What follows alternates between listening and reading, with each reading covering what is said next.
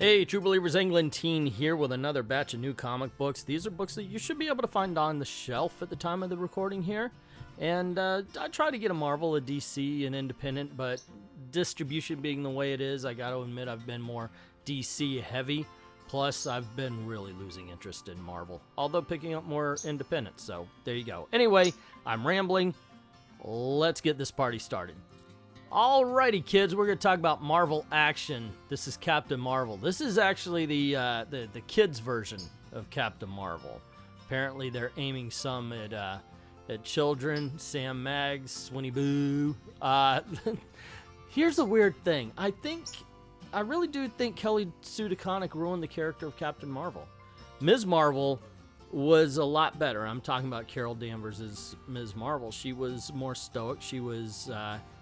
I don't know, I appreciated her as a character more. Ever since Kelly Sue DeConnick got a hold of Captain Marvel, they've been trying to make her the king of Marvel, and instead they make her, they've just made her insufferable.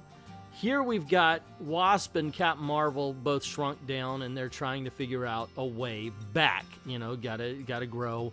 Wasp, of course, is saying, hey, we gotta get to my buddies. But all throughout it, Wasp is actually a decent character. For kids, this is not a bad book. Just, I mean, so long as it's the Wasp.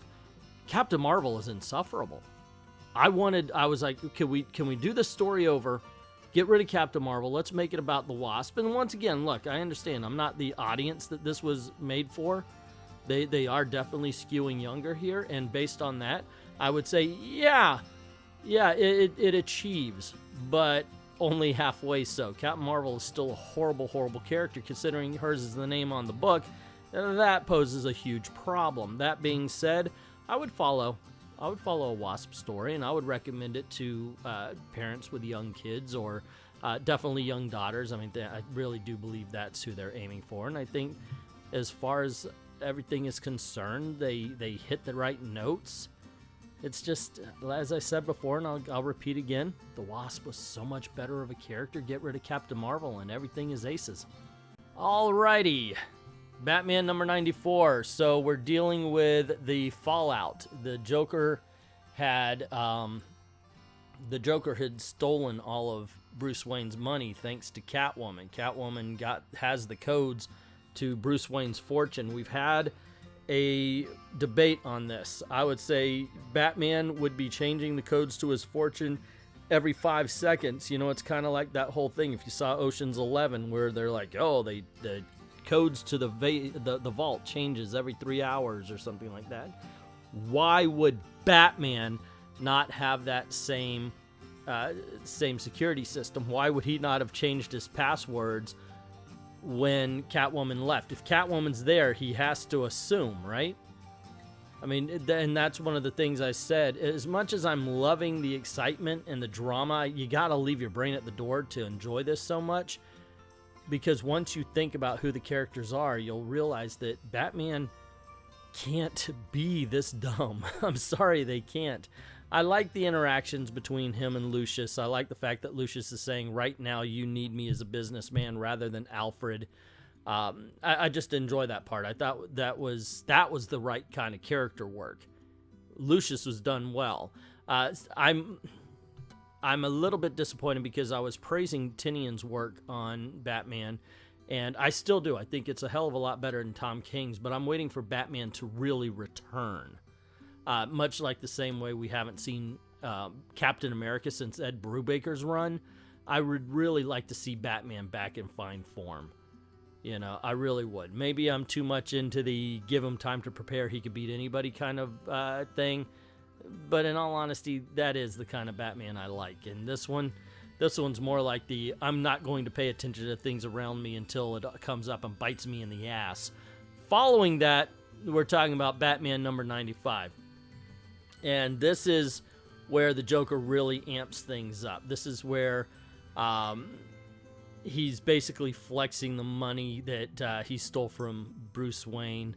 You do, by the way, get a little bit of the origin of the first time Batman had to deal with the Joker, and I like the fact they do reference the original story and everything. So that's good. And once again, there is good to be told in this story. There's good to be seen.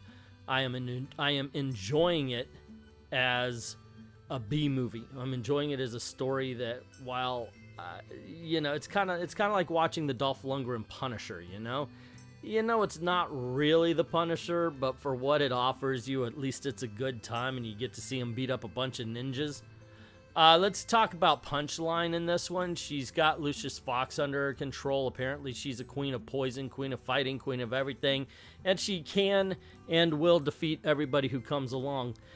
This is something that comic books do I'm not a big fan of, where in order to make the new character look good, they make the old characters look bad, and I believe that's happening with the Punchline character, and that's what they did with Captain Marvel, trying to give a status that is unearned to the public.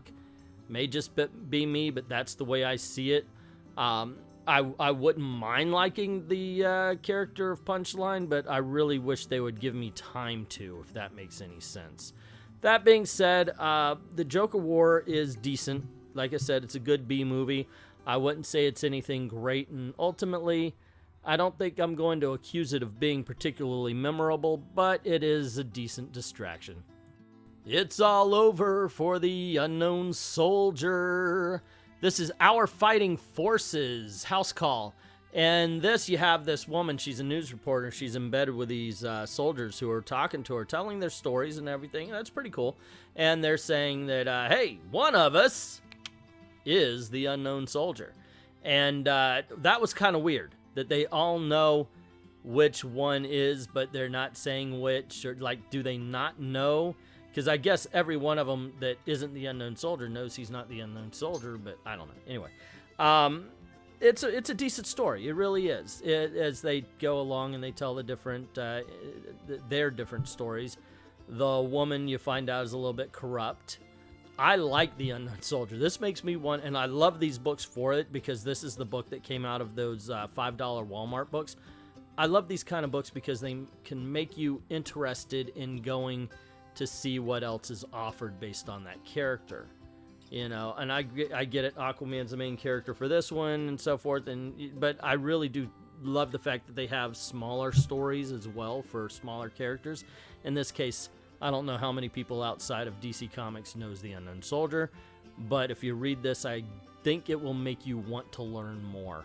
Alrighty, and as always, I lined up the covers here just to give a little summary from the one that I liked best to the one that I liked worst. And I gotta say, after thinking about it, Our Fighting Forces wins this particular round.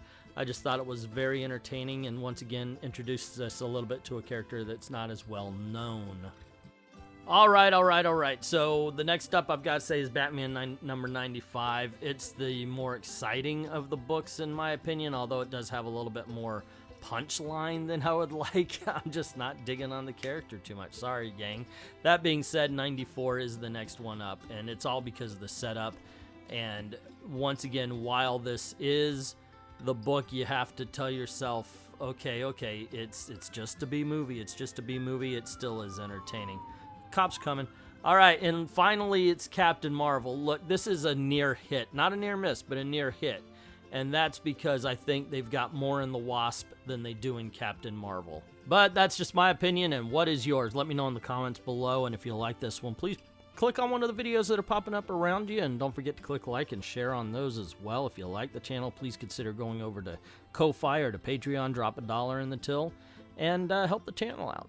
Thank everybody who's already done that. To everyone, all of the true believers, thank you very, very much for watching.